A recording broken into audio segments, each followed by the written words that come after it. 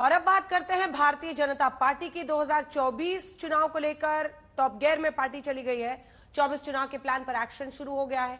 इसी कड़ी में बीजेपी अध्यक्ष जेपी नड्डा 5 राज्यों के दौरे पर है। आज नड्डा ने चुनावी तैयारियों के लिए हिमाचल प्रदेश में बैठक की। हिमाचल के बाद नड्डा जम्मू कश्मीर गए, चंडीगढ़, पंजाब, हिमाचल के दौरे पर जाएंगे।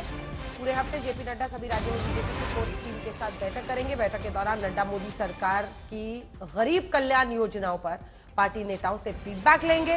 केंद्र सरकार की योजनाओं के लाभार्थियों तक पहुंचने की रणनीति बनाएंगे।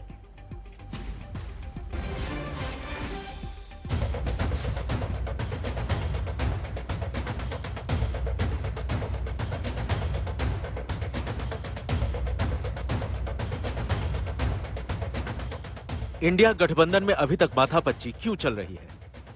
मोदी की अगुवाई में बीजेपी ने 2024 के लिए पूरी तैयारी कर ली है।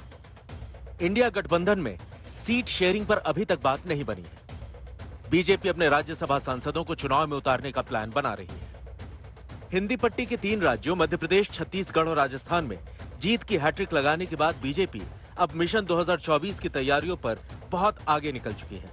एक तरफ जहां बीजेपी राम मंदिर का माहौल देश भर में बना रही है, दूसरी तरफ वो एक-एक लोकसभा सीट के लिए पूरी कैलकुलेशन तैयार कर रही है। और अब बात उन दिग्गजों को लेकर भी होने लगी है जिन्हें बीजेपी लगातार 2 बार राज्यसभा भेज चुकी है। ऐसा घोषित तो नहीं है, लेकिन बीजेपी का अघोषित नियम रहा है कि किसी भी नेता को 2 बार से अधिक राज्यसभा पहुंचने का मौका न दिया जाए। इसके कुछ अपवाद भी हैं, लेकिन अब बात इसे लेकर भी हो रही है कि राज्यसभा से रिटायर होने वाले अपने कद्दावर नेताओं को बीजेपी किस तरह एडजस्ट करेगी। प्रधानमंत्री मोदी अगस्त में बीजेपी संसदीय दल की बैठक में कह चुके हैं कि राज्यसभा के नेताओं को लोकसभा चुनाव लड़ना चाहिए। बीजेपी अध्यक्ष जेपी नड्डा समेत कई वरिष्ठ मंत्रियों का राज्यसभा कार्यकाल अप्रैल में खत्म हो रहा है। कैबिनेट मंत्री भूपेंद्र यादव, धर्मेंद्र प्रधान, मनसुख मंडाविया, अश्विनी वैष्णव, हरदीप सिंह पुरी, नारायण राणे, पुरुषोत्तम रूपाला जैसे 9 मंत्रियों का कार्यकाल समाप्त हो रहा है। इनमें राज्य मंत्री राजीव चंद्रशेखर, वी मुरलीधरन और एल मुरुगन भी शामिल हैं, जबकि वित्त मंत्री निर्मला सीतारमण और वाणिज्य मंत्री पीयूष गोयल लगातार तीसरी बार राज्यसभा में हैं। भूपेंद्र यादव, धर्मेंद्र प्रधान, रूपाला, मांडविया और नड्डा 2 बार से राज्यसभा के सांसद हैं। खबर है कि धर्मेंद्र प्रधान अपने गृह राज्य ओडिशा से चुनाव लड़ने की तैयारी में है। अश्विनी वैष्णव वैसे तो राजस्थान के रहने वाले हैं, लेकिन उनका कार्यक्षेत्र भी ओडिशा रहा है। कहा जा रहा है कि अश्विनी वैष्णव ओडिशा की बालासोर सीट से चुनाव लड़ सकते हैं। पुरुषोत्तम रूपाला और मनसुख मांडविया के भी गुजरात से लोकसभा चुनाव लड़ने की चर्चा है। भूपेंद्र यादव हरियाणा से चुनाव लड़ सकते हैं। एल मुरुगन को बीजेपी तमिलनाडु की किसी सीट से चुनाव लड़ा सकती है। वी मुरलीधरन बीजेपी के टिकट पर केरल की किसी सीट से चुनाव लड़ते नजर आ सकते हैं। तो राजीव चंद्रशेखर भी कर्नाटक या केरल से चुनाव मैदान में उतर सकते हैं। निर्मला सीतारमण के तमिलनाडु और पीयूष गोयल के महाराष्ट्र से लोकसभा चुनाव लड़ने की चर्चा है। ऐसा इसलिए भी है क्योंकि सांसदों को विधानसभा चुनाव में उतारने का बीजेपी का प्रयोग सफल रहा था। बीजेपी ने अपने 21 सांसदों को विधानसभा चुनाव का टिकट दिया था, जिनमें से 12 चुनाव जीतने में सफल रहे थे।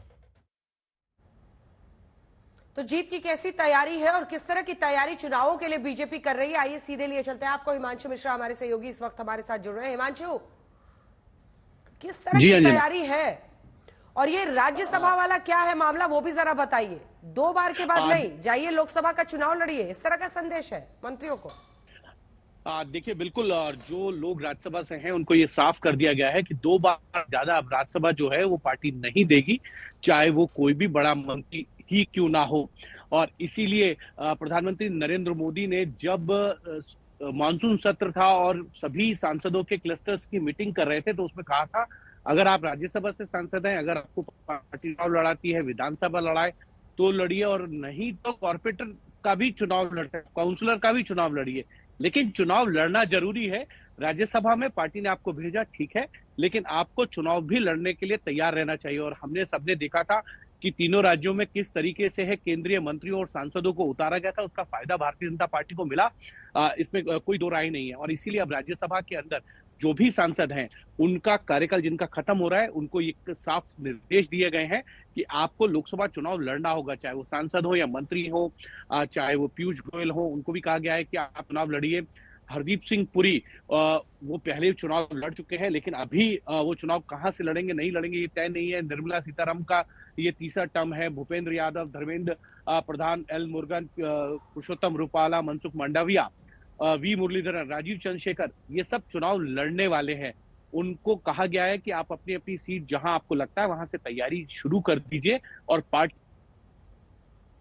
यानी संदेश साफ है, ये सत्ता नहीं आसान, अगर पद पर रहना है तो चुनावों वाले दरिया को पार करके पहुंचना होगा।